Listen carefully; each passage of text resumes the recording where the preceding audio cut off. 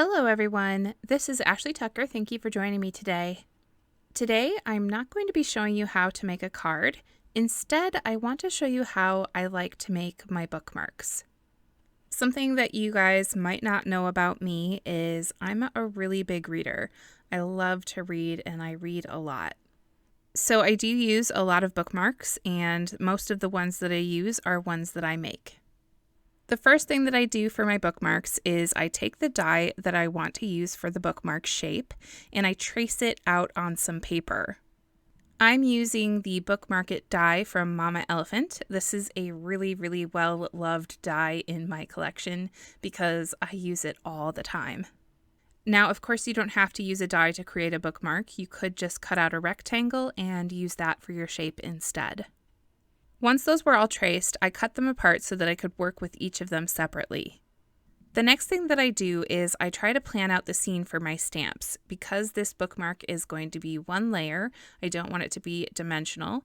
I have to try to figure out where all of the stamps are going to go in advance so that I can do the masking properly.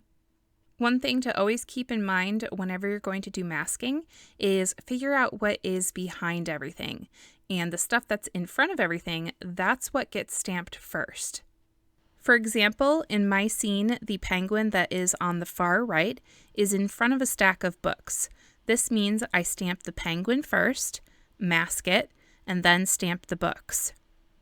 I'm only going to be showing you 2 different bookmarks in this video, but at the end of the video, I'll show you a few others that I've made.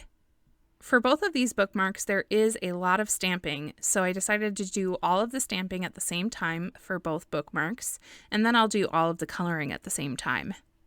One tip that I have for if you're going to make bookmarks with scenes this complicated, stamp more than one of the same bookmark at the same time. If you're already going to have all those stamps in your MISTI already, just stamp them a few times on 3 different bookmarks. That way you make 3 bookmarks all at the same time, much faster than you would if you were making them all separately. And then if you have repeats of the same bookmark, you can give them as gifts to friends. As for all of the stamps that I used for these bookmarks, they all come from Mama Elephant. I used the Bookworm and Goodreads stamp sets for both of the bookmarks. For the penguins that I used on the first one, those are from the Little Penguin Agenda stamp set, and the elephant on the second one comes from the Stackable Cuties stamp set. I am doing all of the stamping with a Copic friendly black ink, and the paper that I used is Neenah Classic Crest Solar White Cardstock. Now, of course, you don't have to do super crazy stamped scenes like this. You could just do really easy stamping, do a nice pattern, or even pull out some pattern paper to make this. The whole point of me showing you this video is I wanted to share how I make them sturdier so that they last longer. When it comes to handmade bookmarks in the paper crafting world, I find that most of them are pretty similar, where they're just paper, and there's nothing wrong with that. They do work for a bookmark, but I often find that they don't last very long. They end up getting damaged pretty easily. So when I first started making my own bookmarks, I tried to figure out ways to make them sturdier so that they'd last longer, and I think I've found a way that works best for me. But before we get to how I do that, I do need to finish coloring both of these bookmarks, and because they're full scenes, there is quite a bit of coloring.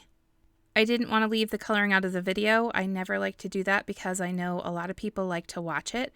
So I am going to turn on some relaxing music so you can sit and enjoy the coloring. I have the marker caps off to the side so you can see all the colors that I'm using. If you prefer to not watch the coloring, feel free to skip ahead. It's not going to make me feel bad or anything like that. Some people like different things, so feel free to skip ahead. So yeah, I'm going to turn on some music, sit back and relax and enjoy, and I'll be back once the coloring is done.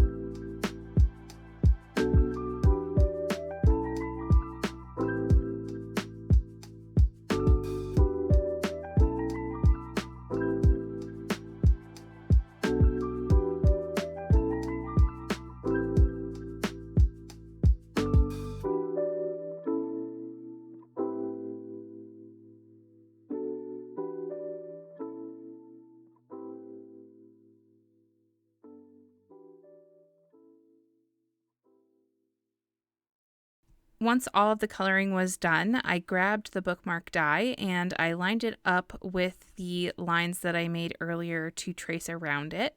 And I'm going to run both of the bookmarks through my die cutting machine. You might be wondering why I don't die cut before I do my stamping and my coloring, and that's because of the stitching detail on this particular die. It's just a lot easier to do the stamping and the coloring first.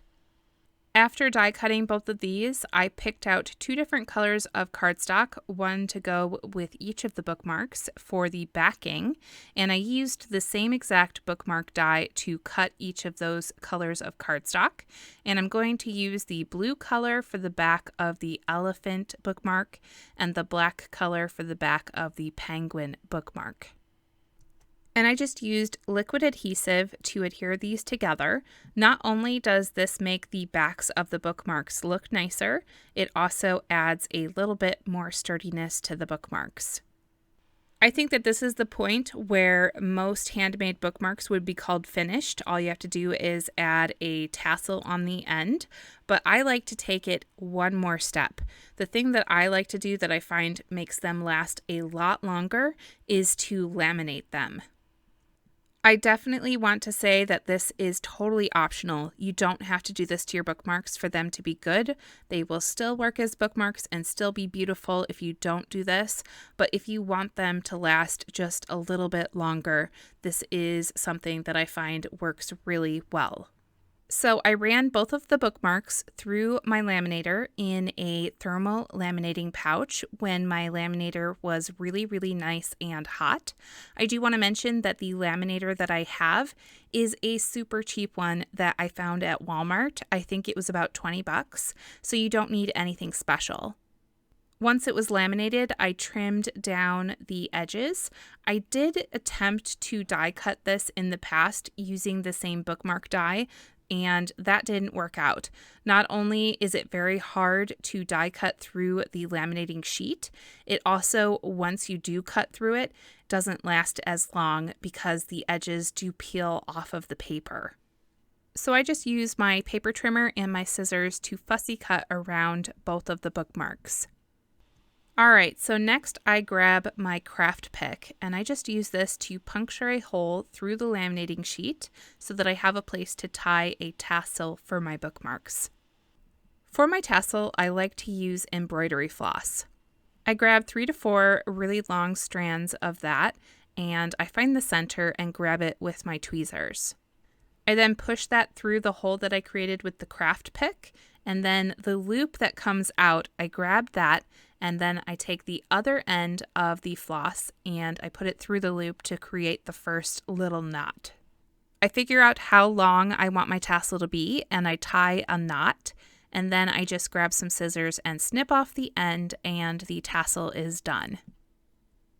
Super easy to do, and I know for a fact that it lasts because I have a bookmark that I've been using for over a year and I haven't had any problem with the tassel coming off. I used to use twine for my bookmarks, but I find that this embroidery floss works so much better. It's really, really nice and soft. It comes in a lot of different colors. You can easily find it at your local craft stores or online, and I just find that it works the best out of everything that I've tried. So here are the 2 bookmarks that I created in today's video, and I also wanted to show you a few others that I've made, including another one of the penguin ones, one with some flowers on it, and one with a cat on it that I've actually been using for over a year, and you'll notice that this one does have some damage to it. So these bookmarks are not totally impervious to damage. My 4-year-old got a hold of this one and bent it right in half. They still are the most sturdy bookmarks that I've ever made, but they will not last if somebody bends them right in half trying to break them. I do really hope that you guys enjoyed this video and that some of you might have learned something that will be helpful to you. I know this isn't typically the kind of video that I do, but it was really fun to take 2 of my interests and put them together. I know that this is the kind of video that I wish was out there back when I was first starting to make my own bookmarks, so I really wanted to do that for everybody that might be looking for something like this. As always, I will have products that I used in the description down below. I hope you all have a wonderful day today. Thank you so much for watching, and I'll see you next time.